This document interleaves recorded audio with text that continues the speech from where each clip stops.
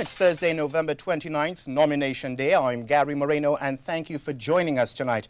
On a night when they furor over that United Bermuda Party report on the aftermath of the election of 2007 is once again heading the news, with the man who prepared the report, Marius Pensner of Pensner Media, denying that he did in fact do so. He says there are obvious signs that the document, which has been circulated on the internet, is a fabricated document, and whoever authorized this document dated it 22nd October 2007, nearly 2 months in advance of the election on the 18th of December 2007.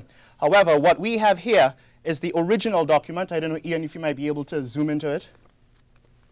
What we have here is the original document that was sent to Kim Swan, who was the then party leader, Michael Dunkley, senator and former leader, and Dr. Grant Gibbons, JP MP, as it says at the bottom here, as opposed to the one which has been circulated on the internet and does in fact say 2007. Now I have with me on the telephone Mr. Kim Swan. Mr. Swan, are you there, sir? Yes, sir, I am here. Can you say for me, please, whether you did in fact receive a copy of a report in May of 2008 from Mr.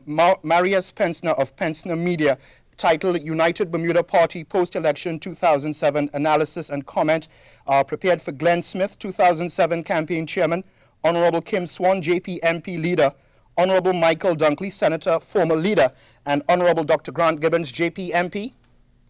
I did, in fact, receive a report, as I mentioned on your show earlier when you asked me pointedly a couple of weeks ago, and I believe I received it soon after I became leader in early 2008, I believe maybe February.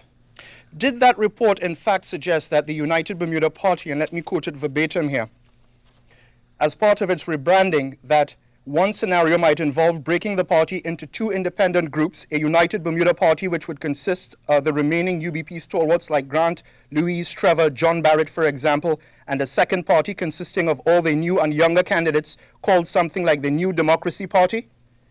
That's consistent with what I recall the report consistent of, in addition to a very comprehensive outline of the election and other things.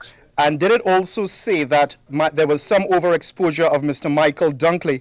It says, and I'm going to quote verbatim again, this was a tough call and probably debatable, but in hindsight, even though he was party leader, having Michael be such a visible person in every press event may have worked to our disadvantage. We may have been better served lowering his profile a bit and letting a handful of black surrogates play a more visible role. That's consistent with the information that the report was very candid, very pointed, and gave a very clairvoyant outline of how matters transpired during that election period. I wasn't leader at that particular time, but that's accurate. Thank you very much, Mr. Swan, for clearing matters up for us tonight. Thank you, sir.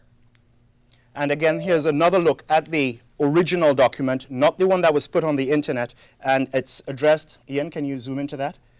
You may not be able to see the names too clearly, or you may know. It's addressed to Kim Swan, Michael Dunkley, Grant Gibbons, and of course, Glenn Smith, who was the 2007 campaign chairman. Now, ZBM News is being threatened with legal action over our report from last evening, but hopefully this does in fact now clear this situation up.